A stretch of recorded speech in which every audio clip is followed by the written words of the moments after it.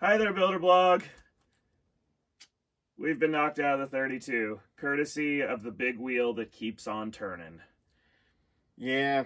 And ever since that lost, well, do you smell that? Yeah, I do, Zach. I smell it. Yeah, now this entire corner of our shop stinks like burning electronics because that's where Scorpio 6 is sitting. And, he still smells like a barbecue. I honestly get a little bit of a headache every time I walk by this shelf. And I blame you, Jonathan. You can smell it, right? I'm not going crazy. It's a big stink. So congratulations to Huge. I wish you luck. I want you to go win the whole thing. It'll make me look better. So go do that. Jonathan, get on that. Just keep winning. So one awesome thing. We have a damaged Huge Eye that even has a Scorpios mark, and the Huge team signed it for us. This is an awesome memento to have, a great way to remember an amazing fight. And Jonathan, you have done it. I'm going to redesign Scorpios. Since you're adding more motors, I'm going to add more wheels. That's right, 6-wheeled Scorpios. Everyone probably thinks I'm being sarcastic, but I'm about to do it. Well, everybody, here's the frame after the Huge match. He left us a few little love taps here on the edge, and it still smells like burning. I think part of that is this guy. Let's get a nice close-up on this. These are our awesome castle controllers that, wow, I swear I still see smoke coming off this. Unfortunately, they went up during the match, mainly due to the fact, if we roll this thing over here, Huge hit us so hard. One tire was just completely obliterated. The other one has an exact slice of Huge's blade completely through it. And yes, we signed it. Both teams signed it. This is going up on eBay. But he hit us so hard, it broke the mount that holds the tire on, and that broke the gearbox, and it sheared all the screws that hold the motor on, so the motor literally got pink. And then I applied power to it because it was still connected, and since the motor was no longer mounted to the gearbox and I applied power, it just started spinning inside the robot, and it twisted up all of its cabling until it finally cut it here. And you can see when we applied power to the back case of the motor, it actually exploded. And it shorted everything out as the wires got cut through here. And there was a whole melted mass of wires I had to cut off of this. But, and you can see it damaged all the cabling leading up to here, and it just caused a short and a feedback loop that actually made the whole electrical system go up in smoke. And the inside of the robot's charred. It's no longer that nice pretty blue color. We've got all these nice black spots where the fire happened. God, just being around these parts again is giving me a headache. One of the reasons we haven't rebuilt this robot is it just reeks. There's been a lot of talk this season about the cost of damage from fights. And we have to own up to some of the work that we've done. Huge told us that this was the most expensive damage they received from any fight this season. That's right. These little tie rods, well, not that little.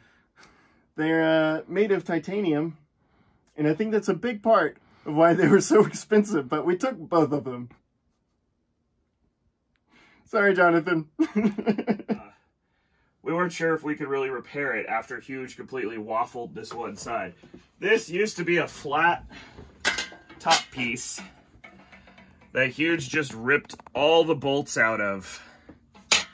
And he actually ripped all of this apart. So by the way, all these are signed and going on eBay too, by both teams. But we've never had one of our top plates get completely mangled like this. And you can actually see an indent of Huge's tooth in the metal. Amazingly, the batteries didn't catch fire. Thank you, Castle.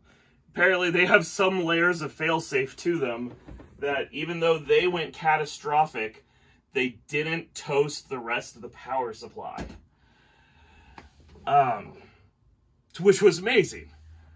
And the last big thing, somehow Huge managed to rip our chain out of our weapon.